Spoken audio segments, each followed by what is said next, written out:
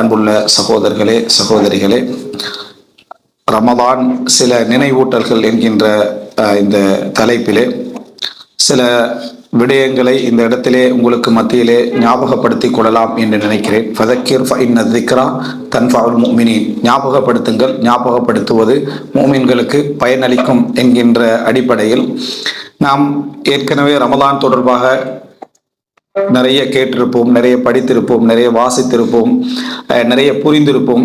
அவைகளில் நாங்கள் மறந்து போனவைகளை ஞாபகப்படுத்துகின்ற முகமாகவும் எமது உணர்வுகளிலே இருக்கக்கூடிய சோர்வுகளை ஆர்வமூட்டுகின்ற விதமாகவும் வரக்கூடிய அல் குர்ஆன் சுன்னாவுடைய செய்திகளையும் சலஃபுகளுடைய செய்திகளையும் இந்த இடத்திலே உங்களுக்கு மத்தியிலே சுருக்கமாக எனக்கும் உங்களுக்கும் ஞாபகப்படுத்திக் கொள்ளலாம் என்று நினைக்கின்றேன். அன்புள்ள சகோதரர்களே, ரமதான் என்ற அந்த மாதம் எம்மை அணுகுகிற நேரத்திலே இயல்பிலேயே நாம் வளர்க்கப்பட்ட அந்த ஃபித்ரா, நாம் இந்த உலகத்திலே முஃமின்களாக முஸ்லிம்களாக பிறந்து உருவாக்கப்பட்ட அந்த இஸ்லாமிய சூழல் எமது உள்ளத்திலே ரமதான் மாதம் வருகிற நேரத்தில் ஒரு வணக்க வழிபாடுகளுக்கான ஒரு இயற்கையான ஒரு ஆர்வத்தை என்ன செய்துவிடும், பெற்றுக்கொண்டு விடும். நாம் வாழ்ந்த சூழல், நாம் வளர்க்கப்பட்ட சூழல், நாம் உருவாகிய சூழல் மார்க்க சூழலாக இருந்தால், அது சாதாரணமான ஒரு மார்க்க சூழலாக இருந்தாலும் கூட ரமதான் என்று வருகிற நேரத்தில் மார்க்கத்தை கடைபிடிக்க வேண்டும். இது போன்ற விஷயங்களை என்ன செய்ய வேண்டும், அதாவது நமக்கு மத்தியில் உருவாக்கி கொள்ள வேண்டும். வணக்க வழிபாடுகளிலே உறுதியாக இருந்து கொள்ள வேண்டும். பாவங்களை விட வேண்டும். இரவிலே நின்று வணங்க வேண்டும். குர்ஆன் ஓத வேண்டும் போன்ற சிந்தனைகள் எல்லாம் எமது உள்ளத்திலே தானாகவே துளிர்விட ஆரம்பிக்கும். ஆனால் இப்படி துளிர்விடக்கூடிய இந்த எண்ணங்களும் சிந்தனைகளும் எம்மிடத்திலே ஒரு ஃபித்ரா அடிப்படையில், அதாவது நாம் வளர்க்கக்கூடிய நம்ம இருக்கக்கூடிய சூழ்நிலை அடிப்படையில் உருவானவைகள். இதுக்கு பின்னால் ஃபித்ரா என்பது பலமாக இருந்தாலும் கூட, இயல்பாக உருவாகக்கூடிய அந்த எண்ணம் பலமாக இருந்தாலும் அவைகளை நாம் மார்க்க அடிப்படைகளின் ஊடாக, குர்ஆன் ஹதீஸ்களின் ஊடாக, விளக்கங்களின் ஊடாக உறுதிப்படுத்தாது விட்டால் அந்த உறுதி என்ன செஞ்சிடும் என்று சொன்னா ஆட ஆரம்பிச்சிடும். அது நிலையாக என்ன செய்யாது, நிற்காது. காரணம், நாம் அதனுடைய பலகீனங்களை புரிந்து கொள்ளாமல் இருந்தால், அதனுடைய பலங்களை நாங்கள் தெரிந்து கொள்ளாமல் இருந்தால் அந்த உறுதி என்ன செய்துவிடும், மாற ஆரம்பித்து விடும். அதனால இந்த ரமலான் தொடர்பான சில உள்ளம் சார்ந்த போராட்டங்களோடு சார்ந்த ஒரு சில விஷயங்களை நினைவூட்டலாக செய்யலாம் என்று என்ன செய்கிறேன், நினைக்கிறேன். அதில் மிக முதலாவதும் மிக பிரதானமான ஒரு அம்சம் என்ன அப்படி என்று சொன்னால், மனிதன் இந்த ரமதானுக்குள்ளே நுழைகிற நேரத்திலே அவனது உள்ளத்திலே உறுதி ஏற்பட வேண்டும் என்று சொன்னால் முக்கியமான சில அடிப்படைகள்ல ஒன்று, மிக பிரதானமான அடிப்படைகள்ல ஒன்று என்ன அப்படின்னு சொன்னால், எல்லா அமல்களுக்கும் இது பொருந்துமாக இருந்தாலும் கூட இந்த ரமதான் என்பது ஒரு மனிதர்கள் செய்யக்கூடிய வணக்க வழிபாடுகளிலேயே ஒரு மாத காலம் என்ற ஒரு இபாதத் இருக்குமா இருந்தால் அது என்ன, ரமதான் தான். தொழுகையோ நோன்போ ஜக்காத்தோ ஹஜ்ஜோ இவைகளை எடுத்துக்கொண்டா டெய்லி நம்ம 5 நேரம் தொழுவதாக இருந்தாலும் கூட அந்தந்த நேரங்கள் அது முடிஞ்சிடும். ஆனா ரமலானை பொறுத்த வரைக்கும் ஒரு மாத காலம் அதனுடைய எல்லா வணக்க வழிபாடுகளும் கோர்வையாக என்ன செய்யும், நடந்து கொண்டே இருக்கும். அப்படிப்பட்ட நடந்து கொண்டிருக்கக்கூடிய ஒரு அமலை பொறுத்த வரைக்கும் மிகப்பெரிய மற்ற வணக்கங்களை விட ஒரு மிகப்பெரிய ஒரு தயார் நிலை ஒன்று வேண்டும் என்ற ஒரு மாத கால போராட்டம் அது. மனிதன் இந்த மாதிரியான ஒரு வணக்க வழிபாடுகளிலே ஈடுபடக்கூடிய நேரத்தில், வணக்க வழிபாடோடு நம்மை எதிர்கொள்ளக்கூடிய நேரத்தில் 3 விஷயங்கள் அந்த அமல்களிலே நடக்க இருக்கிறது. அதை புரிந்து கொண்டோம் என்றால் நமது உறுதி விஷயத்திலே தளர்வு வராமல் அறிவோடு இருப்பதற்கு, உறுதியோடு இருப்பதற்கு அது உதவியாக என்ன செய்யும், இருக்கும். முதலாவது, எந்த ஒரு வணக்க வழிபாடுகளுக்கும், ரமலான் போன்ற வணக்க வழிபாடுகளுக்கு தயாராகுதல் அப்படி என்பது. வணக்கம் செய்யல, ஆனா அந்த வணக்கம் செய்வதற்கு தயாராகுதல். 2வது நிலைதான் வணக்கம் செய்தல், அந்த வணக்கத்தை ஈடுபடுதல் நாம். ஆனா முதலாவது அம்சம் அந்த வணக்கத்திற்காக நாம் தயாராகுதல், வணக்கத்தை செய்தல் நம்ம நடக்கக்கூடிய அம்சம். அது முடிந்த பின்னால நடந்த வணக்கத்தை பற்றி முஹாசபா செய்தல், உள்ளத்தோடு கேள்வி கேட்டுக்கொள்ளல். எந்த அளவில் செய்தேன், எப்படி செய்தேன், யாருக்காக செய்தேன், என்னென்ன விளக்கங்களோடு நான் செய்தேன், செய்தவைகளில் எந்த அளவு உயிரோட்டமாக என்ன செய்தேன் என்ற முஹாசபா செய்து கொள்ளல். அப்போ இது ரெண்டுக்கும் நடுவில் நடக்கக்கூடிய ஒன்றுதான் அந்த வணக்கம் என்பது. இப்ப இந்த தயார்படுத்தல் என்பது நமக்கு அந்த மாதிரி செய்ய வேண்டும், இபாதத்துடைய மாதம் வரப்போகிறது, நாம் எப்படி செயல்படுதல் என்கின்ற ஒரு அம்சத்தை பற்றி அல் குர்ஆனில கிட்டத்தட்ட இதுக்கு ஒத்த விஷயமாக அல்லாஹு தாலா சொல்லக்கூடிய விஷயம், அல்லாஹ்வுடைய பாதையில் நாம் யுத்தம் செய்தல், போராடுதலை அல்லாஹு தாலா சொல்லி காட்டுகிறார். எப்படி சொல்றான் அல்லாஹ், வலவ் அராதுல் ஹுரூஜ லஅது லஹு உத்தா வலாக்கின் கரிஹல்லாஹும் பிஆதஹும் ஃபஸப்பதஹும் வகீல குது மஅல் காயிதீன். அல்லாஹு தாலா சொல்றான், அவர்கள் இந்த யுத்த களத்திற்கு போக வேண்டும் என்று இருந்திருந்தால், ரசூலுல்லாஹ் சரியா தபூக்குக்கு போற அந்த யுத்தம் போறது வாரதெல்லாம் பாத்தீங்கன்னா 1 மாத காலம். வலவ் அராதுல் ஹுரூஜ், அந்த யுத்த களத்துக்கு அவர்கள் போக வேண்டும் என்று இருந்திருந்தா, அவங்களுடைய எண்ணங்கள்ல இருந்திருந்தா, லஅது லஹு உத்தா, அவர்கள் அதற்கான முழு தயாரிப்பையும் அவர்கள் செய்திருப்பார்கள். அல்லாஹ் நயவஞ்சகத்துக்கு ஆதாரமாக என்ன சொல்றான்னா, லஅது லஹு உத்தா, அதற்கான தயாரிப்புகளை அவர்கள் செய்திருப்பார்கள். போக வேண்டியிருக்குது, அதுக்கு என்னென்ன செய்யணும், வாகனங்களை தயார்படுத்துறது, அது போல கூடிய ஆயுதங்களை தயார்படுத்துறது, யாரோட போறது, எப்படி போறது, என்ன மாதிரியான சேமிப்புகளை நம்ம செய்து கொள்வது என்றெல்லாம் அவர்கள் தயாராகி இருப்பார்கள்.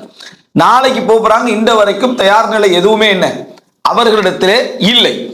அப்படி என்றால் அவர்கள் போவதற்கான மனநிலையில் இருக்கவில்லை என்பதை அல்லாஹு தாலா ஆதாரமாக அதை என்ன செய்கிறார், சொல்லி காட்டுகிறார். யததிரூன இலைக்கும், அதாவது உங்களுக்கு காரணம் சொல்கிறார்கள். இதா ரஜாவு இலைஹிம், அவர்கள் திரும்பி வந்த நேரத்தில் காரணம் சொல்றாங்க, நான் இதனாலதான் வரல அதனாலதான் வரலன்னு சொல்லிட்டு காரணம் சொல்றாங்க. அல்லாஹு தாலா என்ன சொல்றான்னா, இதுக்கு காரணம் சொல்றாங்க தானே, ஆரம்பத்தில் அவங்க தயாராகி இருந்தார்களா என்று பாருங்கள். ஏதாவது ஆதாரம் என்ன, அந்த உழைப்பு முயற்சிகள் என்று ஏதாவது இருந்ததா என்று என்ன பாருங்கள் என்று அல்லாஹ் ரப்பல் ஆலமீன் என்ன செய்கிறான், சொல்லி காட்டுகிறான். அப்ப நீங்க எடுத்து பார்த்தீங்கன்னு சொன்னா, எந்த விதமான முயற்சியும் இல்லாமல் முதலாம் நாள் ரமலான் விடுகின்ற அந்த சகர் நேரத்துல தான் புறகண்டாங்களாமா ரமலானா என்று நிற்கக்கூடிய ஒரு மனிதர், ஒன்னும் திட்டம் போடவும் இல்லை, ஒரு பிளானும் பண்ணல, ஒரு ஐடியாவும் பண்ணல என்று சொல்றவர் அந்த இடத்துல அவருடைய இபாதத்துக்கள் வீணாவது, அந்த உறுதிகள் வீணாவது என்பது இயல்பானது. ஏனென்றா அவர் இயற்கையான ஒரு சூழ்நிலையில, மார்க்க சூழ்நிலையில வளர்க்கப்பட்டாலும், அவரை சூழ சஹருடைய அதான்கள் கேட்கக்கூடிய நிலைமையில் இருந்தாலும், இஃப்தாருடைய சூழ்நிலை இருந்தாலும், கியாமுல் லைல் இருந்தாலும் அவர் தயாராகல. அது அவரை ஞாபகம் ஊட்டிச்சே தவிர அவர் தயாராகவில்லை. அப்ப அல்லாஹ் ரப்பல் ஆலமீன் மிக முக்கியமான பிரதானமான அம்சமாக இதை சொல்றான். அவர்கள் அதற்கு தயாராக இருந்தால் லஅது லஹு உத்தா, தயார்படுத்தி இருப்பார்கள். அவர்கள் அப்படி செய்யாததனால் அல்லாஹ் என்ன செய்தான் அப்படின்னு சொல்றான்னா, ஃபஸப்பதஹும், அவர்களிலே அல்லாஹு தாலா தாமதத்தை ஏற்படுத்தினான், சோர்வை அல்லாஹு தாலா கொடுத்தான். அவர்கள அல்லாஹு தாலா உறுதியின்மை அல்லாஹு தாலா கொடுத்தான். ஃபஸப்பதஹும், அல்லாஹு தாலாவே சொன்னா, வகீல குது மஅல் காயிதீன், போகாமல் வெளிக்கிளம்பி செல்லாமல் உட்கார்ந்து இருப்பவர்களோடு நீங்களும் என்ன செய்து விடுங்கள், உட்கார்ந்து விடுங்கள் என்று அவர்களுக்கு சொல்லப்பட்டது அப்படின்னு அல்லாஹ் ரப்பல் ஆலமீன் சொல்றான். இதுல உட்கார்ந்தவர்கள் 2 விதமானவும் இருக்கிறாங்க, நயவஞ்சவர்களும் இருக்கிறாங்க, உண்மையான மூமின்களும் அதுல என்னது 3 பேர் என்ன செஞ்சாங்க, அதுல இருந்தாங்க. ஆனா அவர்கள் தயாராகவில்லை என்பது அல்லாஹ் தஆலா 2 பேரோடும் சேர்த்து சொல்லி காட்டுறான். இது ரப்பல் ஆலமீன் சொல்லக்கூடிய ஒரு முக்கியமான விஷயம். அதாவது யுத்தத்தோடு சம்பந்தப்பட்டது, தொழுகையோடு சம்பந்தப்பட்ட நீங்க எடுத்தீங்கன்னு சொன்னா ரசூலுல்லாஹ் ஃபதாலிக்குமுர் ரிபாத் அப்படின்றாங்க.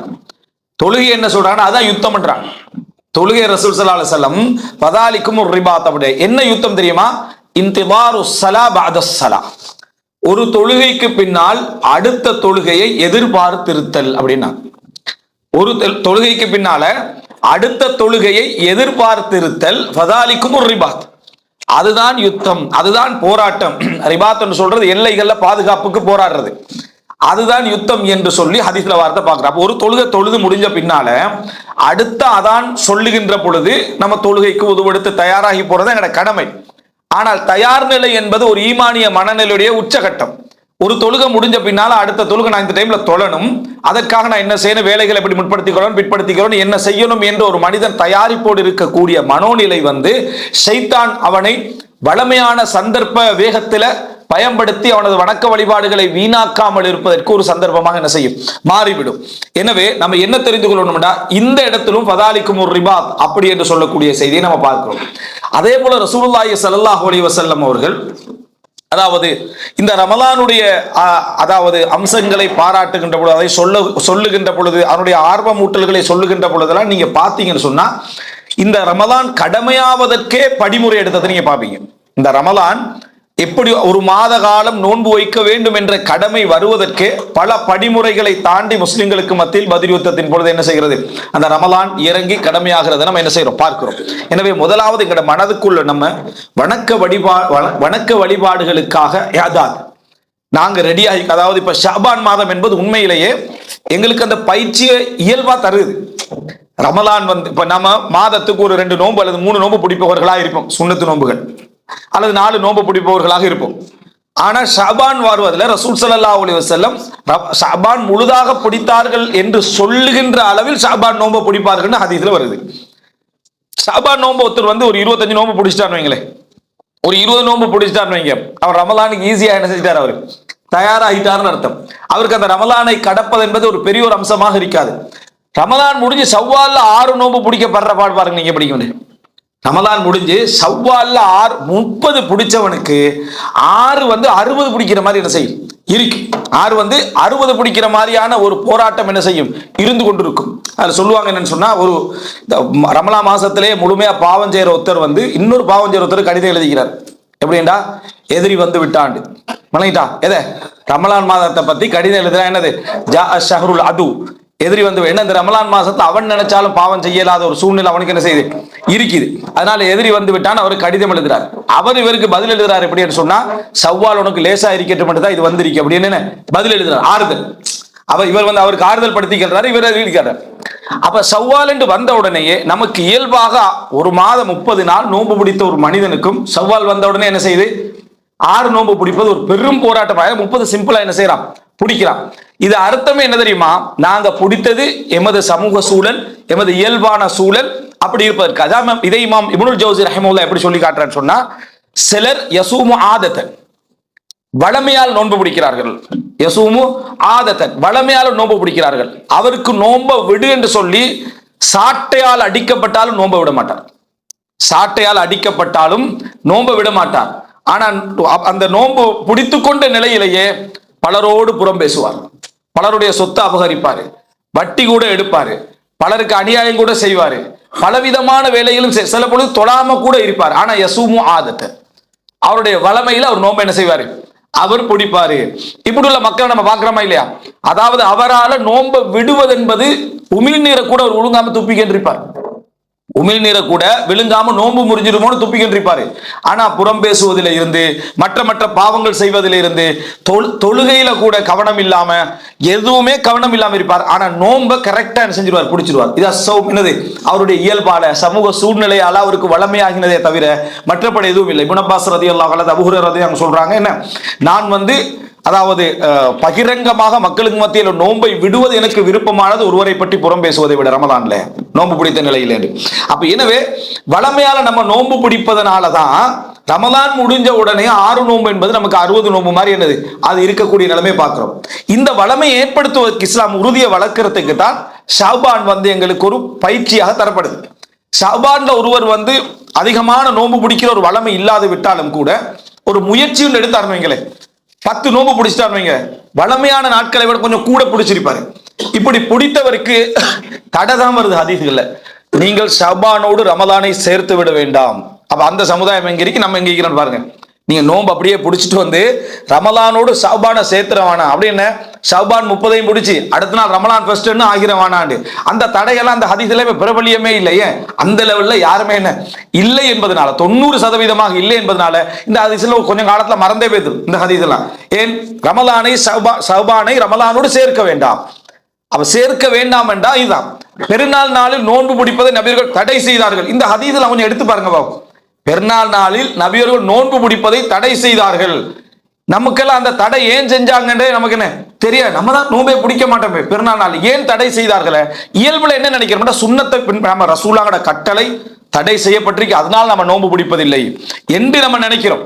ஆனா உண்மையாக சொல்ல போனா எங்களோட வளமைக்கு அதுல பிடிக்கிற ஐடியாவே எங்களுக்கு என்ன இல்லை. தடையால நம்ம எல்லாம் என்ன செய்யல, விடவில்லை. வளமையால நம்ம எதை செய்கிறோம், அல்லாஹ்வுடைய அந்த என்ன அந்த எண்ணத்தை வரவழைத்த ஹுதூரு நிய்யாவோட எதை செய்கிறோம் என்பதை பார்க்கிறதுக்கு ரமலானுக்கு தயாராகுதல் ஒரு அடையாளம்.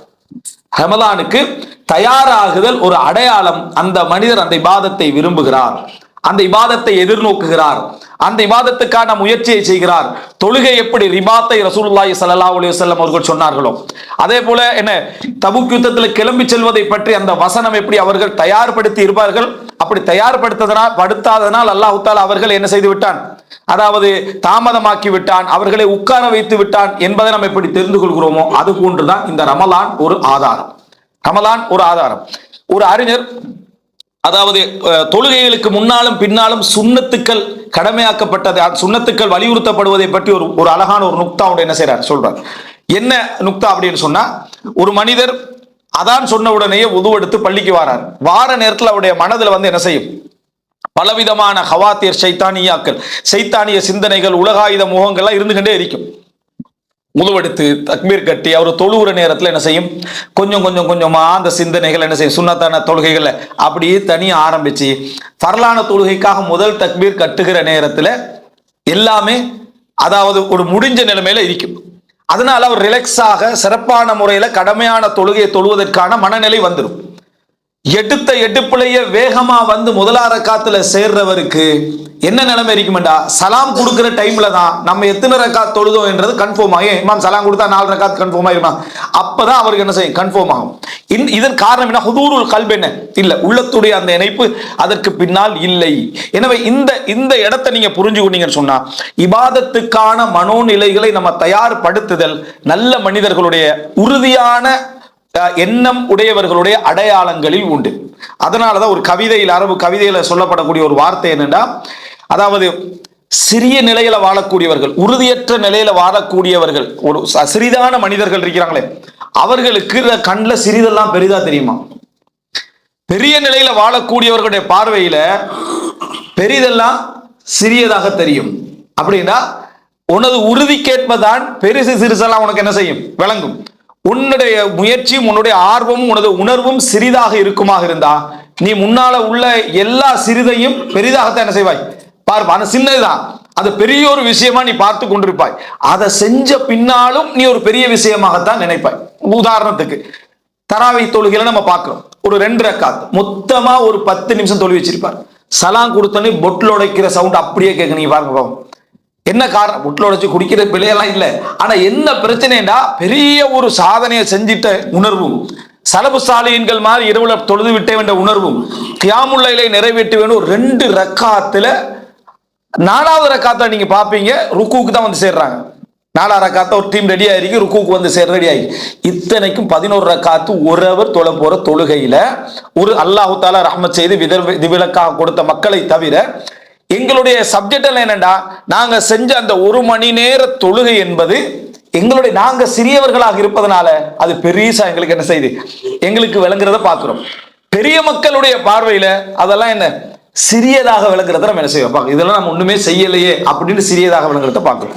இதுதான் தயாராகி உள்ள அதற்குள்ள நுழையக்கூடிய மனிதருடைய நிலைமையும் தயாராகாமல் நுழையக்கூடிய மனிதர்களுடைய நிலைமையும் இதுதான் என்பதை நம்ம என்ன செய்ய வேண்டும், புரிந்து கொள்ள வேண்டும். அடுத்தது நீங்க பாருங்க, இந்த அதாவது ஒரு மனிதன் தயாராகுதல் என்கின்ற பகுதிக்கு அடுத்த கட்டமாக என்ன சொல்லப்படுது, அந்த அமல் செய்யறது. அதனுடைய பகுதி நம்ம நிறைய பேசிக்கிறோம் உணர்வோடு. முடிஞ்ச பின்னால முஹாசபா செய்யறது. முதலாம் நோம்பு முடியுது, நீங்க சஹர் செஞ்சு அன்றைக்கு நாள் முடிஞ்சிட்டு முதலாம் நோம்பு முடியுது, இஃப்தாரை முடிச்சிட்டீங்க, இஷாவுக்கு பிறகு தராவியும் தொழுது முடிச்சிட்டீங்கன்னா ஒரு அளவுக்கு உட்கார்ந்துரு. முஹாசபா பெரிய ஒரு அமல், முஹாசபா சுய பரிசோதனை பெரிய ஒரு அமல். இன்றைக்கு இந்த சஹர் எப்படி போச்சு, இன்றைக்கு நான் சரியான முறையில உரிய டைமுக்கு எழும்பி சரியான முறையில நடந்து கொண்டனா, வித்தரை உண்மையிலே உளப்பூர்வமாக தொழுதேனா, நான் சரியான முறையில சுண்ணத்தை தொழுதனா, உரிய நேரத்துல நான் போனேனா, அப்படி என்ற அந்த சிந்தனைக்கு நம்ம என்ன செய்ய நினைத்து பாருங்கள்.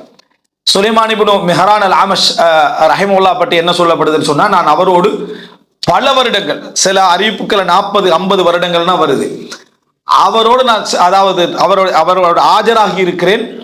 அவர் ஒரு தடவை எழும்பி தொழுததை நான் கண்டது கிடையாது. ஒரு தடவை கூட 5 நேர தொழுகையிலையும் எழும்பி தொழுததை என்னது கண்டது கிடையாதுன்னு வருது. அப்போ இந்த ஒரு உணர்வு, நம்ம முஹாசபா செய்வது, நம்ம எந்த மாதிரி இந்த நாளை கழித்தோம், இரவுடைய நேரங்களை எப்படி கழித்தோம் என்றதை பார்க்கணும். இது கழிக்கிற உங்களுக்கு நீங்க முஹாசபா செய்ய நம்ம பிள்ளையோருத்தோம் ஒரு அவர் சிறப்பான முறையில தொழுவதற்காக அந்த ஒரு அவர் தொழுதுட்டு அந்த நைட்டை ஃபுல்லா வீணடிச்சிருவாங்க. ஒருவர் தொழுகிற தராவி அதுக்கு ஃபுல்லா என்ன அன்னைக்கே ஃபன் எடுத்துக்கிட்டு அங்கே பேசிக்கிட்டு 1 hour 2 hour என்னது இருக்கிற எல்லா விஷயங்களையும் கழுவிட்டு எல்லாம் முடிச்சுட்டு தராவி தொழுத மனோநிலையில வீட்டுக்கு திரும்பி போறோம்.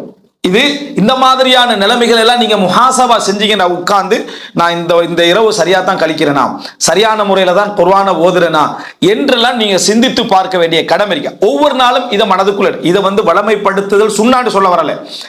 ஆனா நீங்க முடிந்த உடனேயே நான் சரியாக நடந்து கொண்டிருக்கின்றேனா என்ற ஒரு சிந்தனைக்கு வருவீர்களாக இருந்தால் நிறைய மாற்றங்களை நீங்க என்ன செய்வீங்க பார்ப்பீர்கள். பல அறிஞர் சுஃபியான் இப்னு உயைனா போன்ற இன்னும் பல அறிஞர்கள் ரசூல் ஸல்லல்லாஹு அலைஹி வஸல்லம் அவர்கள் தடுத்து விட்டு அனுமதித்த ஒரு வணக்கத்தை செய்ய பார்ப்பாங்க. என்னன்னா ரசூல் ஸல்லல்லாஹு அலைஹி வஸல்லம் மக்ரிபுக்கு நோன்பை திறக்காம, அடுத்த நாள் ஃபஜ்ருக்கு சஹர் செய்யாம, அதுக்கு அடுத்த நாள் இஃப்தார் ரசூல் அங்க செய்வாங்க 2 நாள். அதாவது மக்ரிப்ல நோன்பு திறக்காம, அடுத்த நாள் ஃபஜ்ர்ல என்ன சஹர் செய்யாம, அதுக்கு அடுத்த நாள் மக்ரிப். ரசூல் ஸல்லல்லாஹு அலைஹி வஸல்லம் நீங்க செய்ய வேண்டாம்ன்றாங்க. லா துவாசிரு, நீங்க இந்த மாதிரி செய்ய வேண்டாம்ன்றாங்க. சஹாபா நீங்க செய்றீங்களே அல்லாஹ்வின் தூதரே என்று ரசூல் அங்கட்டே சொல்றாங்க. ரசூல் அங்கட்ட செய்றாங்கன்னா 3ஆம் நாள் கண்டினியூ பண்றாங்க. அதை இப்படி சொல்லி இவங்க செஞ்சதுனால 3ஆவது நாள் கண்டினியூ பண்ணோடனே சஹாபாக்களால என்ன 3ஆவது நாள் கண்டினியூ பண்ணலாமே. ஏன்னா 2ஆவது நாள் சஹர் இல்லாம போகுது, அவங்களுக்கு இஃப்தார் இல்லாம போகுது. அப்ப அவங்களால கண்டினியூ பண்ண முடியல. அப்ப ரசூல் ஸல்லல்லாஹு அலைஹி வஸல்லம் சொன்னாங்க, லா துவாசிலு, இந்த மாதிரி என்ன செய்ய வேண்டாம், நீங்கள் தொடர வேண்டாம். நான் அல்லாஹ்வின் புறத்திலிருந்து உணவு கொடுக்கப்படுகிறேன், குடிபானம் கொடுக்கப்படுகிறேன் என்று ரசூல் ஸல்லல்லாஹு அலைஹி வஸல்லம் என்ன சொன்னார். அப்படின்னா அல்லாஹ் எனக்கு ஒரு உடல்ல ஒரு சக்தியை தாரான், உணவாக அல்ல, ஒரு சக்தி அல்லாஹ் தஆலா எனக்கு தருகிறான், நான் இருக்கிறேன், நீங்க அப்படி செய்ய வேண்டாம். உங்களில் யாராவது அப்படி செய்ய வேண்டும் என்றிருந்தால் அடுத்த நாள் ஃபஜ்ர் வரைக்கும் என்ன செய்து கொள்ளுங்க. அப்படின்னா இன்றைக்கு நம்ம சஹர செஞ்சுட்டு மக்ரிப்ல நோன்பு திறக்காம அடுத்த நாள் என்னது ஃபஜ்ர்ல சஹர் செய்யறது, அந்த டைம்ல தான் நோன்பு திறக்கிறது, அந்த டைம்ல தான் என்ன செய்யறது அடுத்த நோன்புக்கான சஹர். சரி, இத சில அறிஞர்கள் நிறைய கடைபிடிச்சாங்க. எதுக்காக கடைபிடிச்சாங்க? ஒரு நேர உணவாகிரும். எதுக்காக கடைபிடிச்சாங்க? ஒரு நேர உணவாகிரும். அங்க இஃப்தாரும் அதுதான், சஹரும் அதுதான். ஒரு நேர உணவாகிரும், தங்களுக்கு சோம்பல் இல்லாம போகும், தங்களுடைய மற்ற நிலைகள் எல்லாம் மாறிவிடும் என்று ஒரு சிந்தனையின் விளைவாக இதை என்ன செஞ்சாங்க. அதாவது அவர்கள் அந்த நிலைமைகளை கடைபிடித்தார். இது வரவேற்கத்தக்க ஒரு அம்சம் அல்ல. ரசூல் ஸல்லல்லாஹு அலைஹி வஸல்லம் 2 நாள் தொடர தடை செஞ்சாங்க, இதை அனுமதித்தாங்க. அப்படி செய்யறவாரா இருந்தா இப்படி செய்யுங்க என்று ரசூல் அனுமதித்தார்கள். ஆனா அவங்களுடைய சிந்தனை முஹாசபா இல்லாது விட்டால், அதாவது ஒரு மாதத்துக்கு கிட்டத்தட்ட 10, 20, 30 முறை குர்ஆன் முடிக்கக்கூடியவர்கள், பல நேரங்கள் இரவு முழுதும் நின்று தொழக்கூடியவர்களுக்கு இப்படி ஒரு யோசனையே வந்துச்சு. அதை அவங்க கம்ப்ளீட் பண்ண மாதிரி தானே இருக்கிறாங்க. இப்படி ஒரு யோசனை சில அறிஞர்களை பற்றி சொல்லப்படும், மலக்குல் மௌத் உங்கள் வீட்டு வாசலில் இருக்கிறார் என்று சொல்லப்பட்டாலும் அவராக முயற்சித்தாலும் ஒரு அமலை கூட அவரால் கூட செய்துவிட முடியாது. அப்படின்னா என்ன, அந்த அளவுக்கு ஒரு பரிபூர்ணமாக அமல் செய்த மக்கள் இருந்தாங்க. அவர்களுடைய முஹாசபத்து நஃப்ஸ் எப்படி இருந்ததுன்னா, அவர்களுடைய சிந்தனைகள் எப்படி இருந்தது என்று சொன்னா, நான் எப்படி இதை கூட்டிக் கொள்வது என்கின்ற சிந்தனையில தான் அவர்கள் இருந்தார்கள்ன்றதை பார்க்கிறோம். எனவே முதல் அம்சம், நாங்க நுழையக்கூடிய அமல்களுக்கு முன்னால, ஒரு மாதத்துக்கு முன்னால, ஒரு 15 நாளைக்கு முன்னால நம்ம தயாராகுவது, முயற்சி எடுப்பது, ஆசை வைப்பது, அதுக்கான திட்டங்களை தீட்டுவது, என்னதெல்லாம் நம்ம செய்யலாம் என்கின்ற உணர்வுக்குள்ள நம்ம ஆட்படுவது என்பது மிக பிரதானமான அம்சம். அந்த அமலம் அண்டன்றைக்கு செஞ்சு முடிந்த பின்னால அந்த விஷயங்கள் சரியாக செய்தோமா, பிழையாக செய்தோமா, என்ன மாதிரி செய்த, ஏன் என்ன ஆர்வம் குறைஞ்சது, எது எனக்கு டிஸ்டர்பாக என்ன செஞ்சது அமைஞ்சது, எந்த வளமை டிஸ்டர்பாக, சின்ன வளமைகள் எங்களுக்கு டிஸ்டர்பாக அமைஞ்சிடும். சின்ன சில வளமைகள் அதை நம்ம மாற்றவே மாட்டோம். வாழ்க்கையில பெரிய வளமையெல்லாம் மாத்திடுவோம். தொழிலை மாத்திடுவோம், ஊட்ட மாத்திடுவோம், நிலத்தை மாத்திடுவோம், நாட்டை மாத்திடுவோம். சின்ன வளமை இருக்கு, அதை மாற்றவே மாட்டோம். சின்ன வளமைகள், பிரஷை இங்கே தான் வைக்கணும்டா, அது 10 வருஷமா மாற்றத்துக்கு ட்ரை பண்ணிட்டு, ஒரு லொக்க மாத்துறதுக்கு ட்ரை பண்ணிட்டு, ஒரு கீட்டக்க மாத்துறதுக்கு ட்ரை பண்ணிக்க மாட்டான். ஆனா ஊட மாத்திப்பான், நாட்டை மாத்திப்பான், என்னமெல்லாம் மாத்திப்பான், சின்னதை மாத்தி. இதுதான் நம்மளோட லைஃபே மாத்துறது. எது?